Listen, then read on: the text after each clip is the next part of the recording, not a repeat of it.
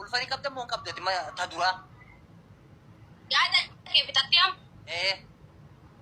takka farratti jechuudha dibbeen tiyya aduu kaayaan feetu ni oobiti eenyuyyuu jireenya biyyan baa kana keessatti yoo rakkattee dhukkubsatte sani siin jedha kana bareechisii beeki sagalee ol baasnaa maali ol baasnaa waan barbaadan ol baasa ani jechuun miidiyaa kanarratti dubbachuus hin barbaadu miidiyaa kanarratti yeroo baay'ee jechuun adawwii baay'ee qaba osoo rakkachuu midhaan fedhatee akka deengata sani tokko duniyaa kanarraa galuu barbaada. Adawwiin daree isaa fudhate mootummaa biyya bulchuun taane adawwii maal qabde rabbi no maambe no anaatu beeka maambe janiin ila dhaggeessanii masin waan kanarraa iyyoo son ta'e wanni qabatamaadhaan timchoon kun waan barbaadde haa taatu okay abaa barbaadde biraa isaa dheettu ulfooftee dhiiftee abbaatti isitti ulfeessi deemtee barbaaddatti wanni hunda qushaasha ajandaa kanaa kan hunda fidanii uummata oromootiin mataa nyaattanii jirre okay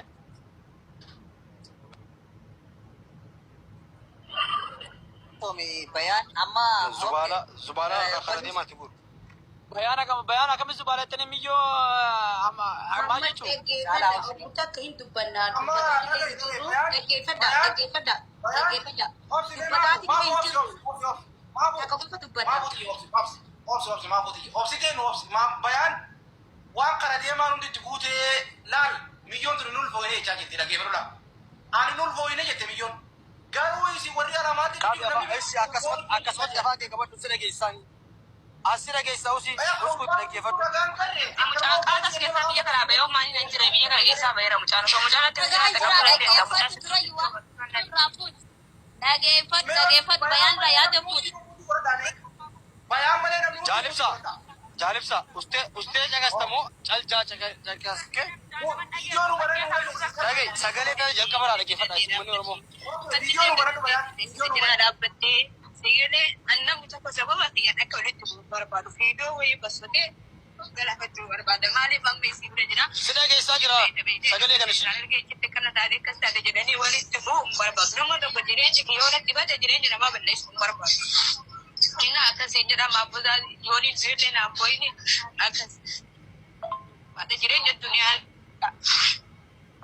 gabaadhe fira dukaa gabaadhe haga kana taayetu dhaggeeffadha sirritti cagasaa shi wallahi maafu ani jiraachuun barbaadu wallahi waan baay'eellee taasifamee waan baay'eellee argeettillee numma beektaa tureedha hangammaa numa rakkadhaa rakkoo bannaa dabalatee jirti waan ta'eef maafu wallahi kunoo jechuudha sagalee xiyyatana yaadannoo godhadhu jiraachuun barbaadu maaliif namaaf namoo dhibbuusuun barbaadu ani viidiyoo waraabee tasgabbiidhaan viidiyoo dhiyeessanitti jechuudha silgii dhiyeessee duu barbaada jireenya duniyaa nageera bakka ani koobar sanii miti barra amma dubbii birriiti bala osoo birriin jiraate teessaa kantii kana wanta akka kana taa'ee wajjin bo'oon jiru dhagee osoo birrii bishaan firqa qabaadha dhagee qoricha sana biteetti kan inni xaataa kana firraa bitee sana booddee wanti sii boocisu wayin jiru ilma namaa ta'e immoo kan hin ta'uun gorra hin jiru dhabii birriitiif sadarkaa kana dhugaa arti malee si osoo birriin jiraate osoo biyya kana maa dalagaa qabaadhe firrii firqa qabaadhe haga kana taa'ee bo'oon qoricha deemee fidee fi qoricha bakka fidamu hin xaataa kana maraan keessaa baati birrii kan hundaan gaarasi habibti mucaan qaatas keessaa biyya kanaa bayoo maan hin jire biyya kana keessaa bayera mucaan osoo mucaan akka jiraate qabuu dandeessa mucaan sittuu sitti ogarsiisuu hin danda'a bilbila isaa sitti arguu hin danda'a as keessa hin jiru noomaalii hin jiraa jee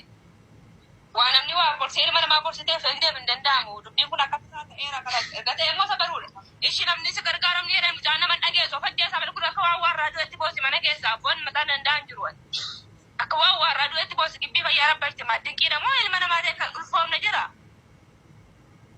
nama namaa ta'e kan nama wajjin ta'e ulfaamne jira ulfaamne akkas birriin jira nama nama keessaa baafama dhaleetu guddisaatu jira soo kanaaf jechuudha alaa kulli ammas hin fakkeessin sagaleen tun sagalee bayaan arargee sagaleen tuni sagalee jiree ol baatee taata ishiidhaati buta qabsi doktor dilazii jechuudha waan hin taane asirratti hin dubbatinaadha isii amala isii arkee jira hin fakkeessiti himtattiini hin fakkeessiti inshaallah abbaan barbaade fudhee isii hanga hin jiru mucaan maal ta'e biyyi tokko caalaa dhumre Katinjel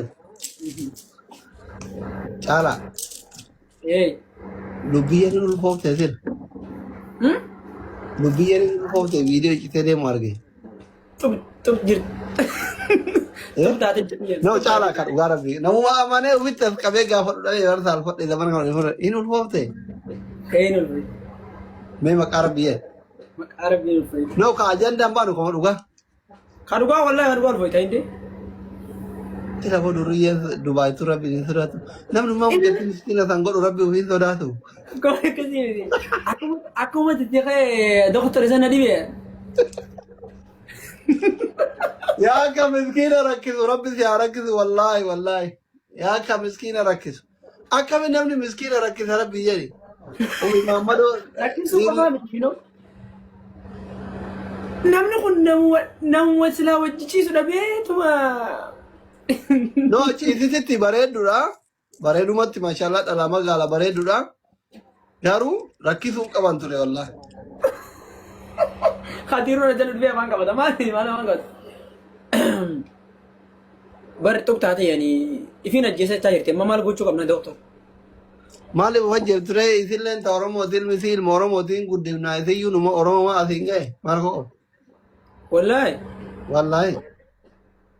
Ada sana ada hu kawai tu guru yang ni kan itu nulolan. Eh? Wallole ada wallala bulle. Gasti jalan sana kan ada rau.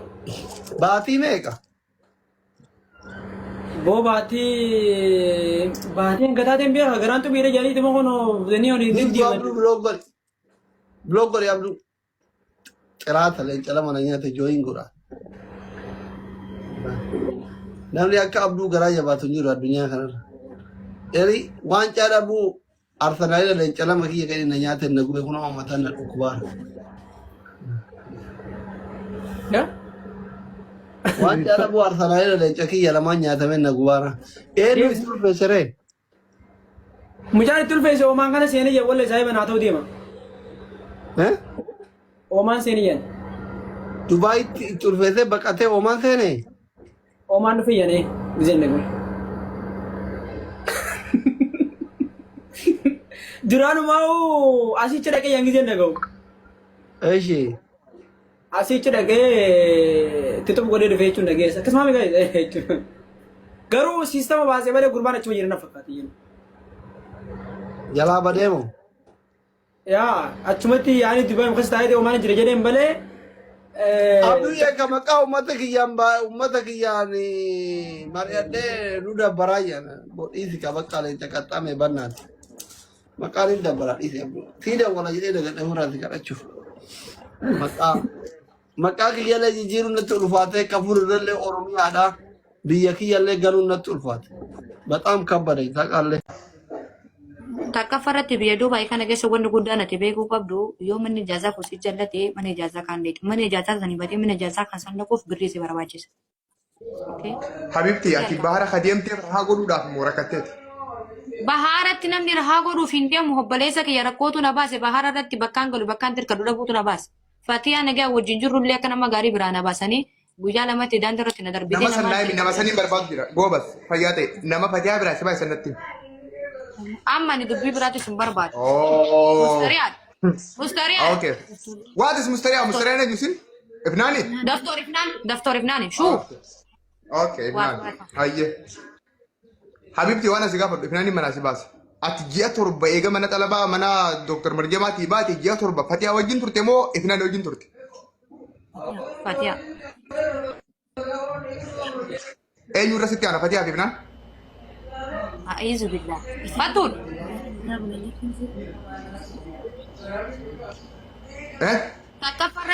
Takka farratti erga asoine ni asoina sabni Oromoo kun nama baay'ee nu jira jirateef haadha gayu. Takka farratti sababaana ni fiidoo waraabe. Ila akkuma nama takkaatitti tiitookii fayyadamaa niin jiraadha.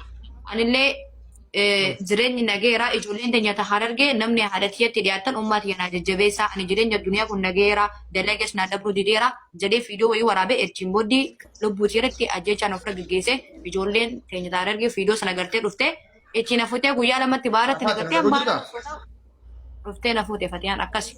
Arafaan dalagaa jirta dhiifa mala. Qoy gibtee takka gutakka. Habibti waan asii gaafate naa jedhis. Waan asii gaafate jiru Fatiyaadhaa fi Ifnaan eenyu irra si dhiyaatan sin jira. Gandummaa sin beekon nama Fatiyaan natti dhiyaata.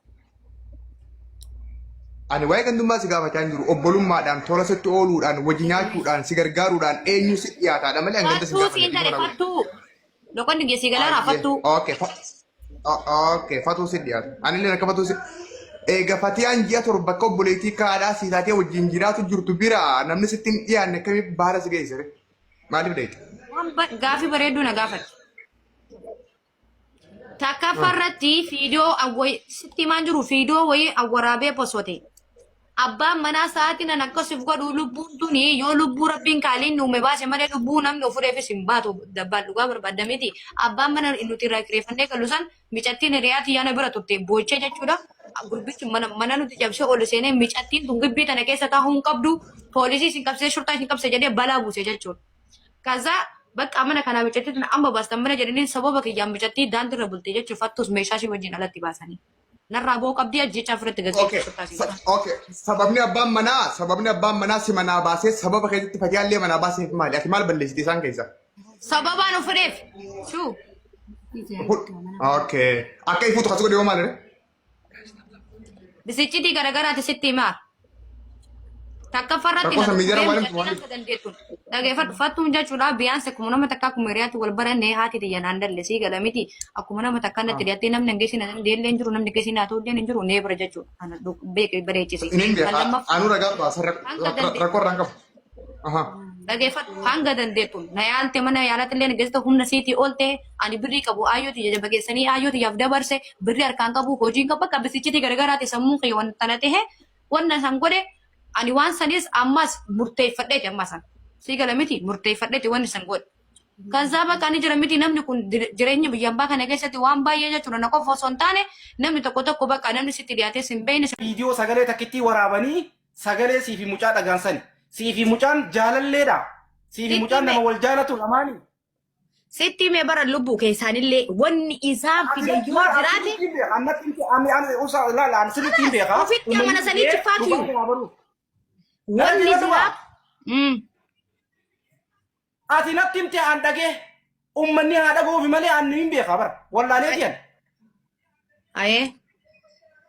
Ummanni haa dhagoofiin akka nama hin beeknetti si gaafachaa jira. Ummata ifa godhi ummanni haa ifa ba'uufi dhugaa jirtu ummatatti himnee dhugaa keetti si bira ummata ibsinee adda baanee yaana kaaboleeti maa ganama galgala ajandaa si godhannee ummanninis afaanis si godhatee hamaa si godha. Ishi haa na gaafadhu lubbuu. Okay. Ustaazni jara keenya ustaaza galchaa warri jettanii komantii godhaa jirtan. Ustaaza akkamitti galchina fakkeenyaaf. Uummata jaaribsaadhiis itti fufi wayi booda galchitan. Fakkeenyaaf yoo ustaazni faan argatee jiraati gaa xiqqoo nurra nama maqaa isaatiin banatee deemalee abumuwaazii mitisi itti fufi gaa maal taate isaa abumuwaaz mana mubaarak jira. Ayyee arafaatiiti yaa na dhageessaami. Yoo jira jaalibsaa. Siifi mucaan jaalalli jedhamu mucaan isaan fiide eenyu waa beeraa bilbileensa bilbilli keenyu takka kana bu. Kiyya lubbuu daarakti nadda walaala. Siifi mucaan obboleeyyanii moo gaardii fireendiidha moo maali mucaan isaan sila amma viidiyoo waraabanii viidiyoo fakkeenyaaf viidiyoo sobaa feeg godhanii deemanii tuni viidiyoo maaliiti maali mucaan kun eenyu.